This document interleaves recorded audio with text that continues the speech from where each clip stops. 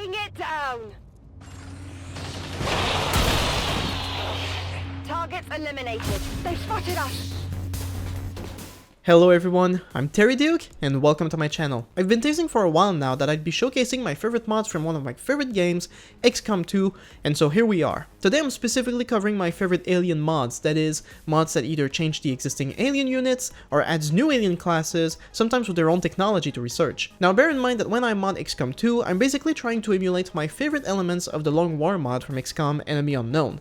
Now if you're not familiar with the first game or the Long War mod, well, to sum it up, Long War was a massive mod that drastically changed how the game played by adding tons of new mechanics, revamping the soldier classes, and mostly adding way more aliens to each mission. Now, there is a Long War mod for XCOM 2 as well, but I never liked it as much. For starters, I feel like some of the changes, like the revamping of the classes, was largely unnecessary. And the mod is designed in a way that makes adding more mods on top of it potentially buggy. So when I mod XCOM 2, I'm adding mods that bring what I enjoyed the most of the Long War mods, while ignoring the aspects I enjoyed less. As such, when you watch my mod videos, keep in mind that my end goal, ultimately, is harder combat missions with new aliens, way more of them, and overpowered XCOM soldiers to balance things out. And today, as I've said, we start with the alien mods, but in the next video, I'll share the soldier mods, so if you enjoy the content, make sure to subscribe to the channel, so as to not miss out on the next video. With that out of the way, let's do this. Starting with the alien mods that are going to affect the campaign. So these are mods that you can add to the game that don't change the aliens themselves but still drastically change the dynamics of the game. And the first mod for that is Overwhelming Enemy Pods.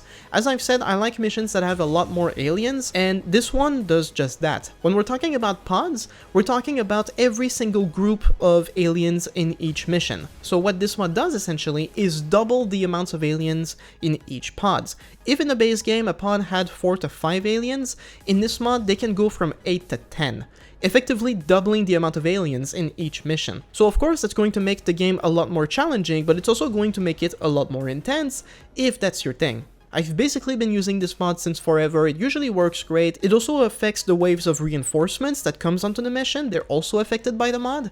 But there are other mods that you can add on top of this one to make the game even crazier. So the next mod I would recommend, although I would not recommend you use both at the same time, is double pod count. So if Overwhelming Enemy Pods doubles the amount of aliens in each pod, this mod doubles the amount of pods, effectively quadrupling the number of aliens that you have in the mission. This is why I'm saying you're better off picking one or the other, but putting the two of them together once you're in the late game and you've unlocked all the technologies and you have your A team, this can keep the game a lot more interesting for a lot further. And another mod that you can pair with either or with both is going to be a better AI. A better AI is a mod that effectively removes a lot of the restrictions built into the AI of XCOM 2. See, when you usually play the game, there are certain elements that work in the background that affect the behavior of the aliens. So if you're in a situation where you're like drastically outnumbered, some aliens may not use their turns to attack you, instead they're simply going to reposition. And if there are enemy pods that are still out of range, they may actually patrol further away to give you time to breathe. But with a better AI, this essentially means that all the aliens will actively seek you out, meaning that even if you're completely outnumbered,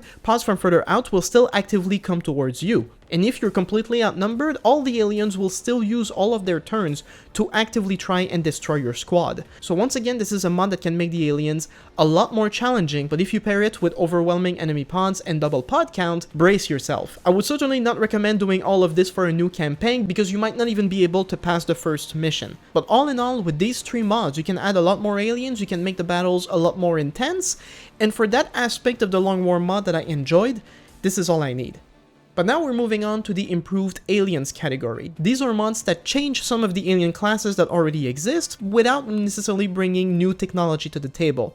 And the first mod here is the Alien Elite Pack. Speaking of Long War, these are aliens that originate from the Long War mod but that have been put in a standalone mod to be put anywhere else. So in the Alien Elite Pack, we have the Sectoid Commander, we have the Elite Viper, and the Elite Muton. None of these permanently replace their base game counterparts, but rather, the game may spawn one or the other. Starting with the Sectoid Commander, they essentially have the same skills and perks as the Sectoids, just more powerful. Their mind control attacks are followed with the Vortex Spin, which causes side damage, and the reanimation skill doesn't reanimate a single dead XCOM or Advent soldier, but rather it reanimates every single dead Advent or XCOM soldier, or even the Lost, on the entire map. So that power alone can be pretty dangerous. However, you won't get a good showcase from me because I have the feedback resistance order, which kills the sectoid commander as soon as they use the power. Without that though, this can make the sectoid commander seriously dangerous. Moving on to the Elite Vipers, aside from having a different color scheme, they're mostly just slightly more powerful. The main difference is that their poison can cause other afflictions like Disoriented, which stacks on top of being poisoned, making your soldier nearly useless until they're healed. And then there's the Elite Mutants, which do look a lot more badass in my opinion. Their weapons are also a lot stronger, but one of the main differences is they have a vest that allows them to create shielding in the middle of fighting. And of all 3 units, this is the only one that offers a new technology essentially, because you'll be able to research this armor as well, so you can create your own vests, which will allow your soldiers in battle to generate their own shields as well. So these are the 3 aliens from the Alien Elite pack. I think they're pretty cool and they don't really affect the game too much, but they do add a bit of challenge, so it's fun. Another mod that can be really fun, but considerably more challenging, is going to be the Armored Viper mod. This mod brings out 2 new units of Vipers, which are both, as the name suggests, completely armored. Because they have more life and armor, they're just a lot more difficult to kill. They also have the blast padding perk, meaning that explosives don't work as effective on them. And that's before we get into the Armored Psi Viper. Their poison gas can actually cause mind control, and they have a sword attack on top of everything else. Now, unlike the Alien Elite pack, the one thing that's at least good about the Armored Vipers is that you can actually research their weapons to implement them to your own squad. And the rifles are actually very powerful. They're more powerful than a base game plasma rifle, and you can equip them on your rangers as well, so that gives you more variety. The sword itself can also be deployed in combat after you research it, and it's actually very effective as well. But ultimately what this mod does is it brings out significantly more dangerous Vipers to the game. So again, it's really because you want the challenge, because otherwise you don't lose much by not installing this mod. But another mod that gives you even more risk and even less reward is the Berserker Omega mod. This mod brings out what I think should have been the Berserker in XCOM 2. This is something I brought up in my tier list, but the Berserker in XCOM 2 is really disappointing. In the first XCOM, when you shot the Berserker, they would get a move between each attack. This is not the case in XCOM 2 with the base Berserker. You can just keep shooting at them, they might scream for a bit, but nothing really happens. The Berserker Omega, however, is far bigger, has way more armor, deals way more damage, and they have the Omega Aggression perk, which means that when you hurt them, they instantly get 2 action points to immediately get straight to your squad, and their attacks are pretty much guaranteed to at least stun your troops, if not duck them out or kill them altogether. And on top of that, they have melee resistance, so if you're sending your ranger after them, they're actually not going to be that effective either. So the Berserker Omega in this mod, they only spawn once per mission, and they're extremely dangerous. But this is what the Berserker should have been. The only con for this mod is that there is no technology to research to add to your own squad from this unit. They don't offer anything except more danger. And the final mod in this category is the Advanced Military Assault Mech, which is just that, a new class of advanced mechs that is far more powerful and even pretty badass looking. They have an area of attack turret, although it's not super accurate, and a main cannon that is just way more powerful. So they're pretty cool, they had some variety and challenge, but in my experience, they don't spawn often. What's cool though is that you can get the cosmetics separately to add to your own spark if you like the style. And finally, that brings us to the new aliens. So those are completely new designs that have nothing to do with previous classes or anything like that.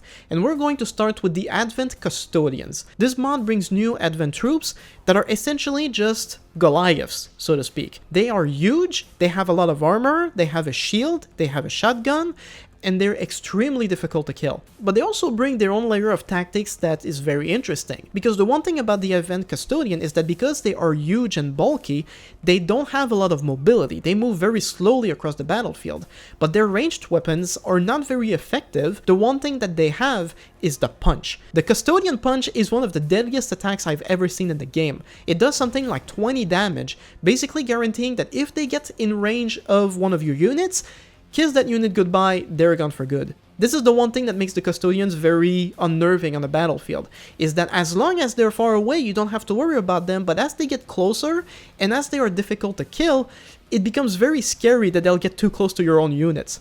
But like several other mods that add new units, unfortunately, the Advent Custodian does not bring any new technology for you to research. However, if you have the double agent resistance order from the skirmishers in the game, chances are the Advent Custodian is going to be the unit that joins your squad, and they are really fun to use in that context.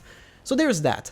The next big mod to add new aliens is the Advent Psi Ops mod. The way this mod presents itself is that they're like a squad of psionic units created by Advent specifically to target the psionic units of XCOM. But what this does effectively is add 4 new units to the game. For starters, there's the Rave Commando, and what this is like the Advent attempt at recreating the Templar unit. And they have essentially the same attack and a lot of the same skills. They also build up focus, so it's like fighting Templars basically. And they're pretty cool in that they also have the Shadow Step skill, meaning that they won't trigger Overwatch, and they have the Blade Storm ability, meaning that attacking them in melee is also very dangerous. So as you fight the Rave Commando, you also have to adapt your tactics. And then there's the Raptor Commando, which is really annoying. This is a sniper unit that has a jetpack allowing it to fly all across the battlefield with ease, and they have multiple skills that they can pair up to really mess you up. For instance, they have the Demolish skill, which means they will destroy the cover of one of your units, and they also have the Banish skill from the Reaper, meaning that they will keep shooting at the same unit until they run out of ammo. So effectively they can destroy your cover and then just empty their mag on your unit.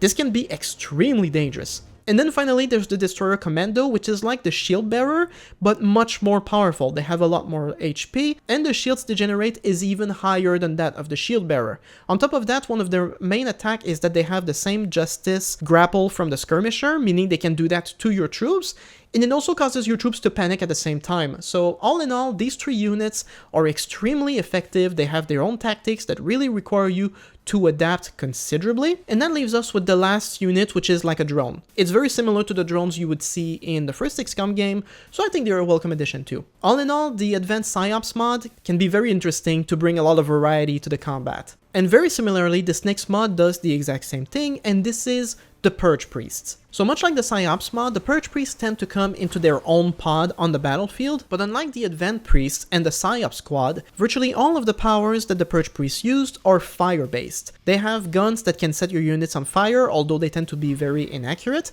They also use Psi attacks to immobilize your targets, set them on fire, and the most elite of them, the Exalted Purge Archbishop, as an area attack which can completely wreck half the map.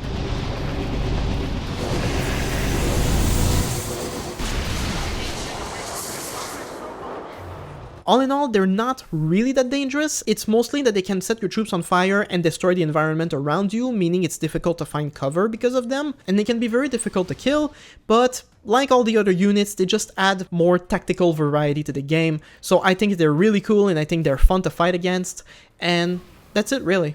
And so those were the mods I used to change the aliens. However, there are mods that also had new factions. For example, there is the Bandits mod, which adds groups of bandits similar in stats and equipment to resistance troops on missions.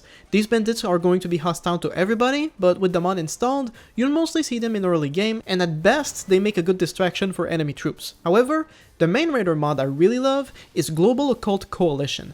According to the modder, this mod is based on the SCP Foundation, which is essentially a fictional, secretive paramilitary group that fights paranormal stuff, so think the Umbrella Corporation from the Resident Evil games. In the mod, the Global Occult Coalition is a secret military group that will spawn in missions and are hostile to both XCOM and the aliens. They wear military gear, but use weapons that are in fact more deadly than anything XCOM has, and their troops are generally well trained with lots of overpowered skills. So if they end up fighting the aliens more than you, that's pretty good, but if they start attacking you, they can be very dangerous.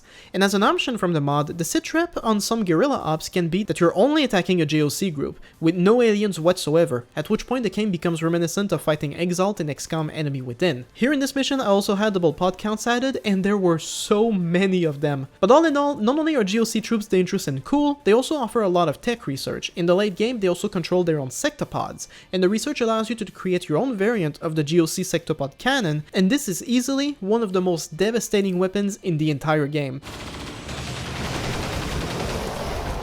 Target eliminated. And so there you have it. Between the revamped alien classes, the new units, and the secret military groups, these are all my current alien mods for XCOM 2, and they make for one hell of a time. But as I've said, with so many new overpowered units, we need mods for the XCOM soldiers to level out the playing field. So if you've enjoyed this video, feel free to support the channel with a like and subscribe, and stay tuned for the next video. Also feel free to tell me in the comments what your favorite alien mods are for XCOM, and I might give them a try and review them in future videos. But anyway, thanks for watching, and I'll see you next time.